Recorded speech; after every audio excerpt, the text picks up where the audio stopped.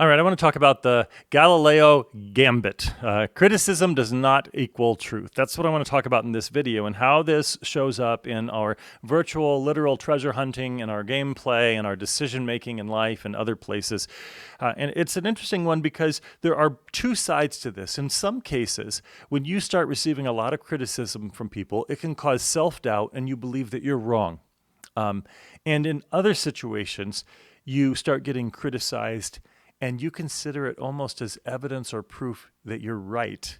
Well, I'm going to talk about the second of those two in this video, which I call the Galileo Gambit, where you're being criticized and you begin to believe that because I'm being criticized, I must be onto something. I must be onto something. It's almost like a bit of a conspiracy theorist mindset. The reality is that just because an idea is being ridiculed or persecuted doesn't make it wrong. It doesn't make it right or wrong.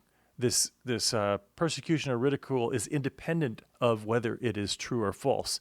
Now, it's not independent of what's popular or unpopular among a given group of people, but that's a very different thing from what's true and what's false. And that's actually, especially even in our world and many social interactions and environments, and even in the political landscape and in the public space in the world, we can sometimes confuse that. We sometimes think that when I do something or I say something and there's a lot of attention given to it or there's very little attention given to it, we sometimes conflate that with evidence that we're right and we're not, which is exactly why you can run into some interesting situations in a lot of different fields. For example, there used to be this kind of stereotype of the IT person who knew how computers worked better than the user. And when the user would invite the IT person to come help, that you'd even see on old like Saturday Night Live episodes, the IT person who was kind of rude and felt like they knew it all, and they'd say move, and they'd move someone out, and they'd like press a button on the keyboard and everything was working, and they'd kind of scoff at you for not knowing how things work, and they felt kind of superiority. Now, that's not your typical help desk person. That's just a stereotype that we've had, for comedy sketches and the like. But it is a representative of a reality that when someone becomes an expert in an area, they can develop this kind of sense of confidence where they believe that because they're right in that area, that they are right in other areas. So just because I'm an expert in IT doesn't mean that I'm an expert in how to build a house or how to do something else.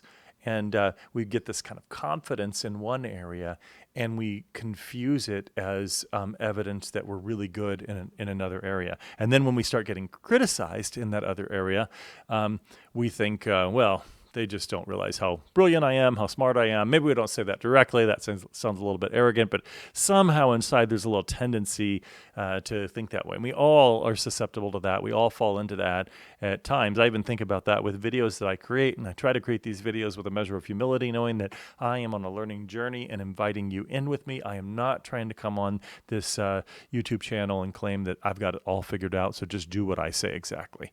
Everything I share with you is tentative to some degree as I'm on this journey to seek, discover, surface truth and use it in ways that are meaningful and can be a blessing to others. And help me accomplish goals too. So let's talk about this Galileo Gambit and talking about the idea of being criticized doesn't prove you're right. Well, here are 5 ways you can begin to mitigate that challenge when it shows up in your own life and things that I've tried to do. The first one is to spot the victim framing that we can sometimes do. So notice when you or others use persecution as proof that you're right.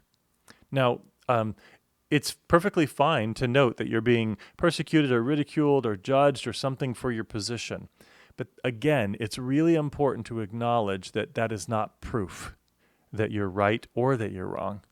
It's simply evidence that people are unhappy with your position for one reason or another. And to separate those, very helpful. The second one is to look for actual evidence. Truth really rests on data and not on how much people are attacking you or watching your videos or not watching your videos.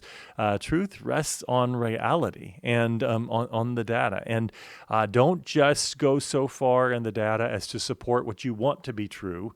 Your goal is to seek truth whether you like it, what you discover or not. That's what a true virtual or literal treasure hunter does. As I've said in many other videos, just because you want a treasure to be in a certain location doesn't make it true or real. And that's part of why I think this metaphor of treasure hunting is so useful for us in modern life, because sometimes we can get caught into that myth, into that trap. Third one is to avoid hero comparisons. We think Galileo and his claims were, he was right on, he was spot on, he was ridiculed and persecuted for it. Let's just acknowledge that Galileos are rare.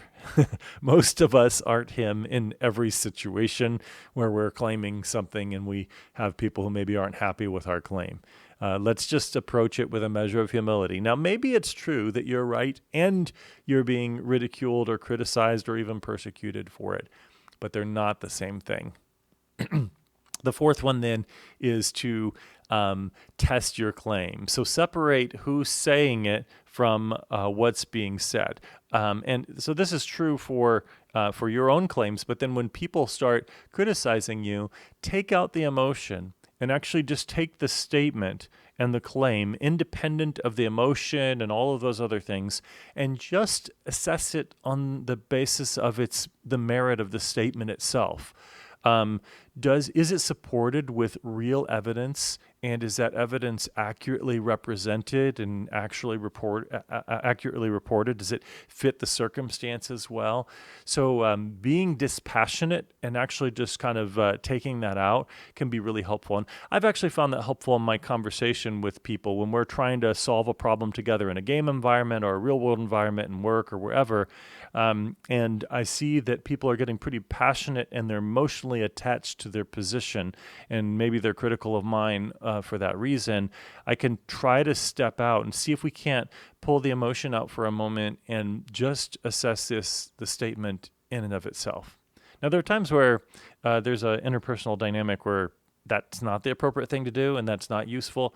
But when you're trying to solve an actual problem, discover an actual truth, and you're in one of those kind of problem-solving, decision-making, or even literal, metaphorical game treasure hunting or game environments, it can be useful. It can be very useful.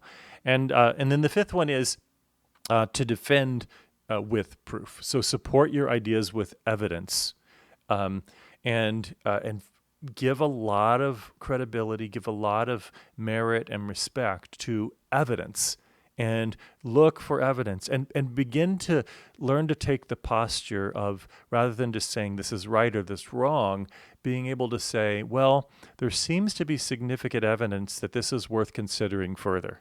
Or there seems to be some pretty strong evidence that this is getting us closer to the truth or the treasure or a better decision. And do you have other evidence that would maybe indicate otherwise? And invite people into that kind of conversation. If you get really intrigued by and focused upon the evidence, it can get you to some good places. It's not going to solve it all the time, but let's just remember that just because someone criticizes our ideas doesn't make our ideas any more right or wrong. So we want to get to the essence of things, to the evidence, and to those strategies for real truth seeking. I hope you find this useful. I look forward to your comments.